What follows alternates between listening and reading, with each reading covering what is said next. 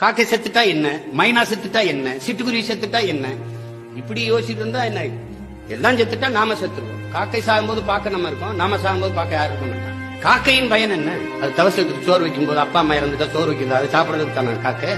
எத்தனை மரங்கள், வேப்ப மரம் எவ்வளவு பழக்குது, எவ்வளவு பழுக்குது, எத்தனை பழத்தை கீழே கொட்டுது வேர்க்கு கீழே. ஒரு செடி முளைக்குதா? ஒரு வேப்ப மரம் கண்ணு முளைக்குதா? முளைக்காது.